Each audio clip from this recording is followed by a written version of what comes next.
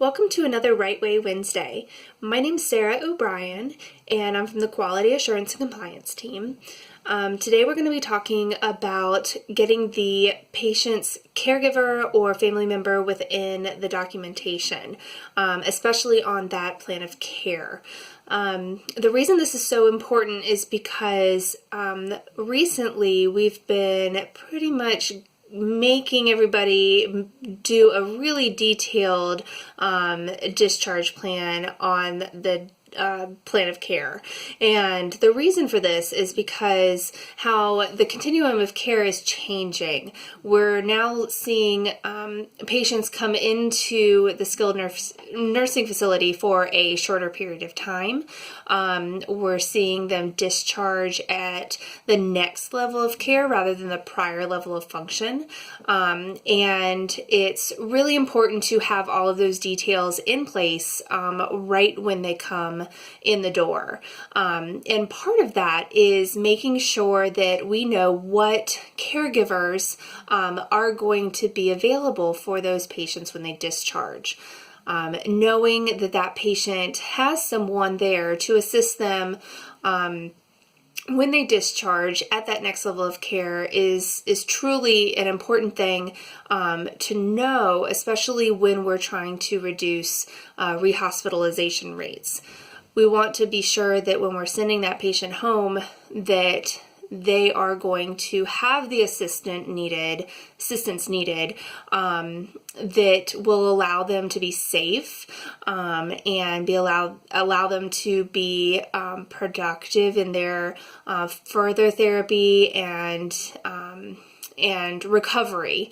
So that is why it is really a necessary thing to have a good detailed discharge plan, as well as giving a lot of detail about what caregiver involvement is available for that patient.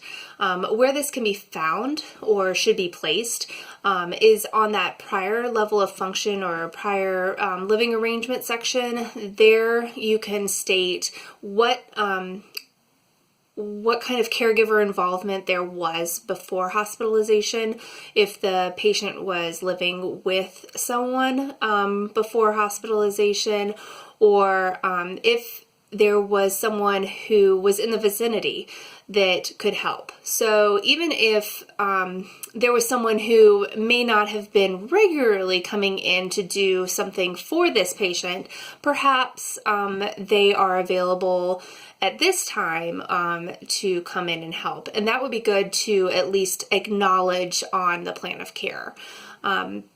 Another good place to put this information is in the discharge plan itself.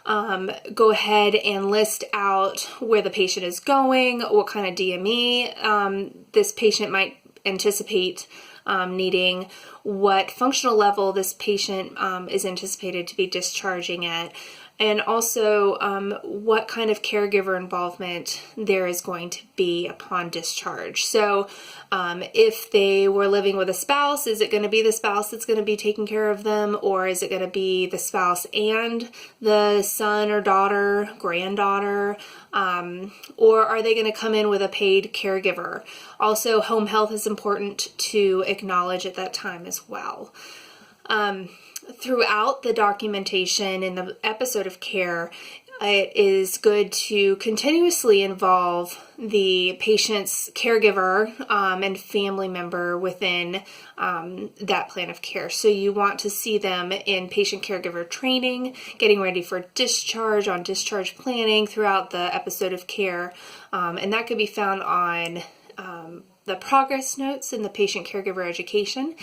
Make sure that you're being really detailed when you are documenting patient caregiver education. You want to say not just that there's a family member education, but who that family member was, and also detailed in what that training was. So don't just say it was transfer training, but be more specific about what kind of transfers and to what different surfaces it may have been from.